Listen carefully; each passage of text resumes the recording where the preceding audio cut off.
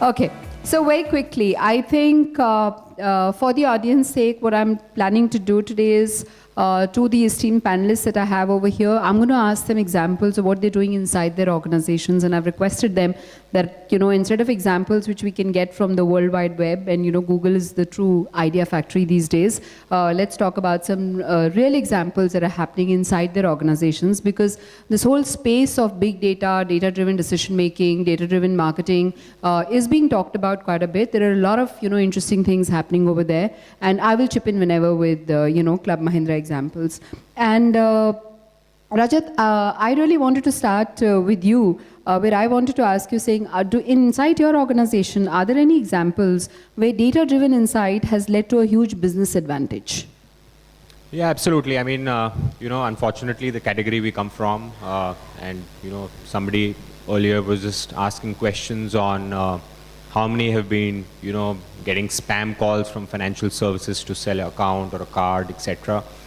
So, the one thing, and we're a young organization, we're just about 11 years old, and the one thing we said that we don't want to be in that space where we want to just randomly acquire, right, or randomly call to cross-sell.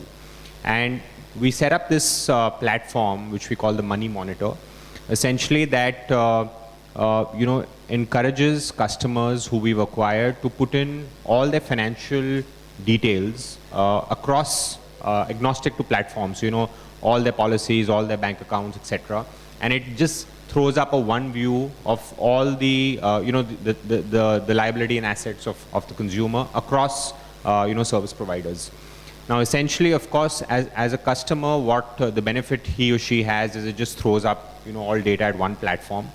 But eventually, what that helps us to do is, we really know, this is, of course, very confidential data. We scrub it. We don't sort of, it doesn't have any manual intervention.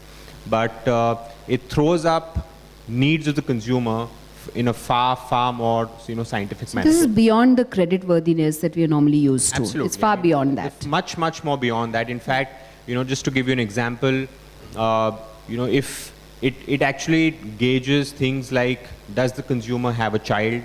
How old is the child because of fee payments, etc. Because, there are category codes to the various payments that are made out. And then it'll throw up, say, a child policy in the first, say, 10 years of the, age of the child.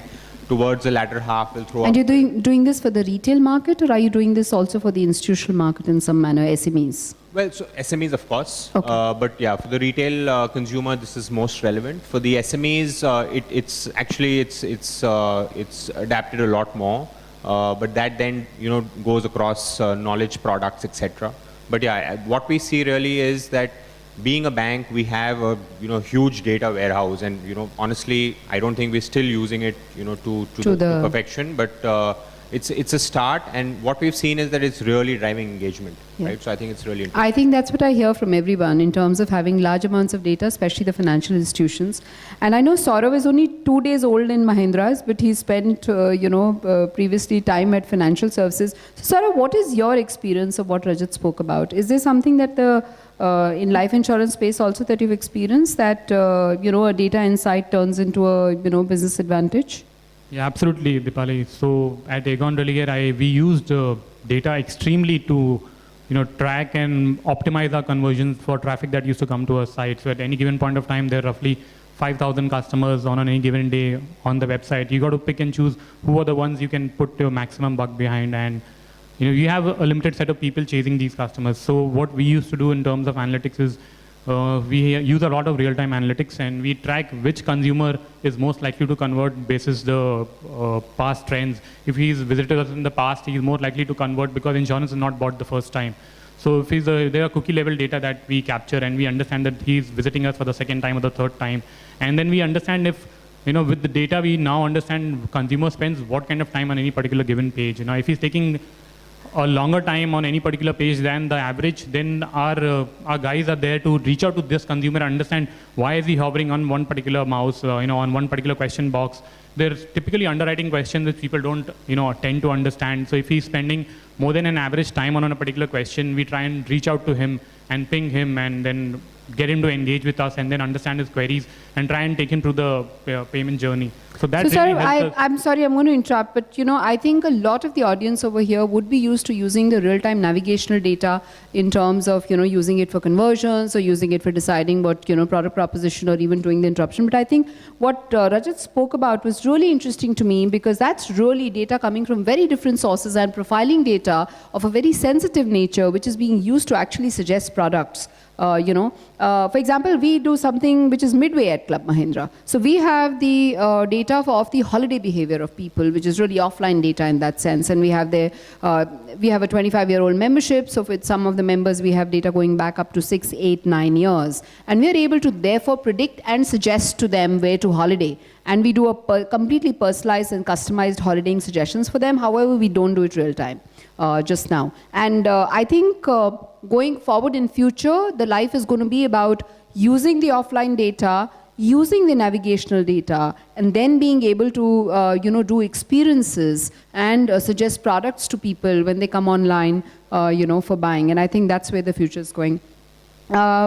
Nikhil, one question, and we were discussing this in the meeting also, which is that a lot of the times when you start taking decisions on the basis of data inside organizations, you either face resistance, or I personally sometimes think that you become so data-driven that it can become a trap.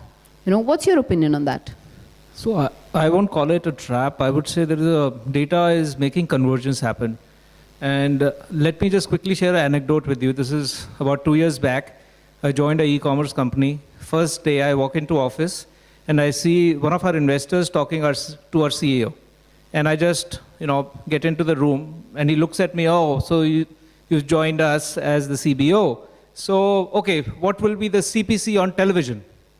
So that was the first question that I was asked. So clearly, the way digital has grown in the last few years, I think there is a convergence of jargon, convergence of how we measure our marketing. A lot of that is happening. I don't remember 10 years back talking about television spots as impressions. Today, I think there is a lot of talk on that. Similarly, there is talk about CPT. So I think there is a lot of conversion which is happening. This line between online and offline is because of data going away. So I think it's not so much of a trapping, but a good phenomena which is happening. And what's the experience inside Godrej, Pankaj, on this? So we are a 117-year-old organization, okay? And on the contrary to your question, for last year and a half, we have been investing a lot in data, technologies, people, and processes. And one big thing which we are doing purely from communication point of view, not from product point of view, is that we are listening a lot as to what our users and consumers are talking about.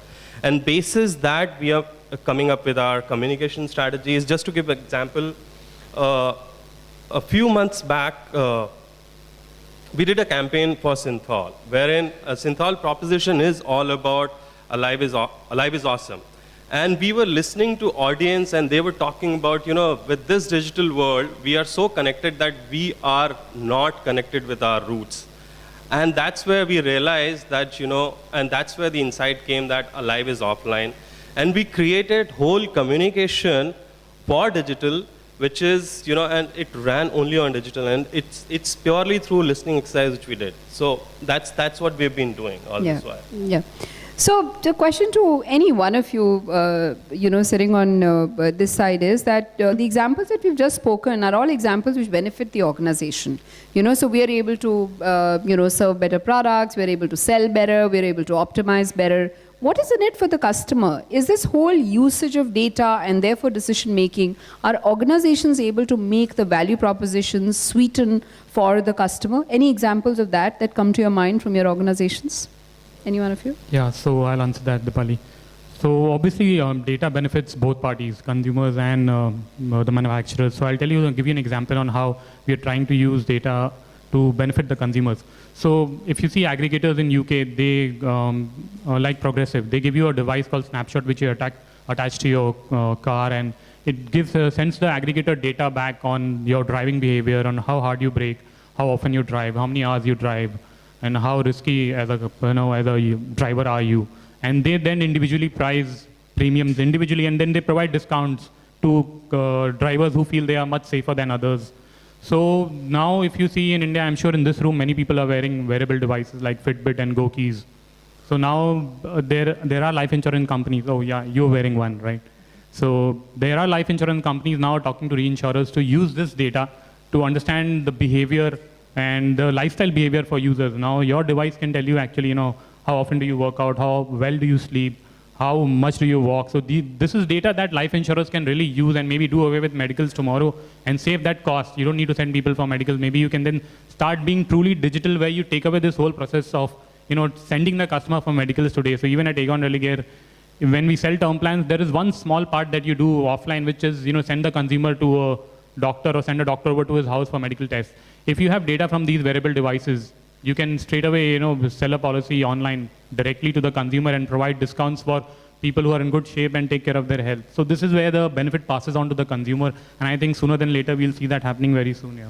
Yeah, that's very interesting. And there is this, we saw the safe key breath analyzer one. So I suspect it's going to be a key on the refrigerator saying you finished your 1500 calories, quota today and you can't have any more food, So it'll probably get there, with the data.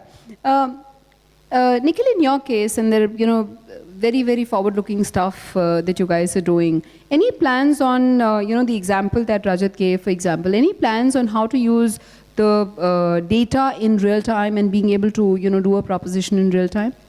I think real-time marketing for the last couple of years has been, quite a buzzword going around. It started with, when I started learning about it, when I saw the Oreo example, when the lights went out at Super Bowl, and Oreo tweeted, how you can dunk in the dark. Today, it's almost becoming a way of life. So one of the things that we've been working on, two things actually. One is this whole creating communities for customer service. While a lot of brands have been talking about it, but I think there is a lot that goes into it. So we've been talking to a lot of people across the world and what are the best practices. There is a very interesting brand in Europe called GiveGaff. That's a MVNO, which is a mobile virtual network operator. And these guys, it's about just a 25, 30 odd people team, and they're running a mobile wireless operation. And one of the things that they do is they use a community to take care of all customer issues. So it's basically customer helping customer. So that's one of the things that we've learned from, and we're figuring out how we can implement in India. The other thing is social media listening. I did hear throughout the day today and yesterday as well, a lot of people have touched upon it. I think that's becoming a very, very big thing. A lot of brands have implemented it, but I see more or less every brand implementing it going forward, so that if there is a sort of a, for example, there is something which happens in media, there is a complaint or a grouse that somebody puts on Twitter, you can actually, as a brand in real time, have a reply to that, and it could also become a way of lead generation or customer acquisition. So there are a bunch of things that a lot of brands are today exploring. We are also working on some of those things, and really looking forward how this thing will evolve from here. Yeah, I mean, I'd like to share an example there, at least for Club Mahindra on the social listening side. We're able to recognize when a member of ours has tweeted when he's inside a resort, and within a few minutes, the ping goes to the duty manager, in the resort, whose job in any case is to do service recovery and response to, such complaints or queries if they come to him on the phone. And this gets managed within minutes, and we're able to do a service recovery. So in that sense, it's real time. Absolutely. Yeah. So any other examples that you'd like to share here from, and I'm really trying to point out a difference between CPG versus service. That seems to be my favorite topic of the day today, and I earlier also spoke about it, because I do think that the way digital is getting used, the way data is getting used, the way metrics are getting used is very different in the CPG versus the service industry. So for us, building on Nikhil's point, I mean, it's very, very important and critical for us to listen what our consumers are saying. So we have actually created a customized dashboard. It's a real-time dashboard wherein we listen to our users as to what they're talking and do we need to even engage with them, right? So, and we basis that we have actually created a response mechanism as to level 1, level 2, level 3, level 4, level 5 of response, and who is responsible for. So level 1 and level 2 could be directly, agency partners who could directly engage and respond to them.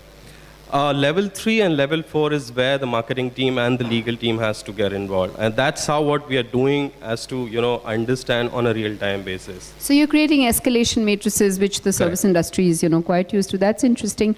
So I, of course, personally, want to just give this example that, years ago I used to be an FMCG marketer. And that time, the FMCG marketeers used to be in the forefront of using data because they were the ones who used to have the household panel data coming in from IMRB. They used to have the retail audit data coming from AC Nielsen. They were the ones who used to invest heavily into quantitative research, actually estimate the segments and, then choose the ones that you're going after, look at a lot in the market share numbers and stuff like that. And, those time when I joined the service industry in those days, you actually found service industry lagging because there was no mechanism for the service industry to mine the transaction data that they had. And it has changed so much in the last 6 years that today service industry is actually sitting on a mine of data which they're using very well for creating newer propositions, for selling better, for creating ROI of the advertising dollar. And I personally think that, the CPG consumers, therefore, are still where they were in terms of the usage of the data, in terms of creation of propositions. However, I think when it comes to digital media, from the engagement perspective, that's where they've started using the, digital matrix. Just a personal point of view, but, that's where I'd like to end, unless any of the other panelists want to add a last comment. Yeah, I can say that the company I work for, data is the new oil for them, for sure. Yeah. So Manish, thank you very much. Yeah.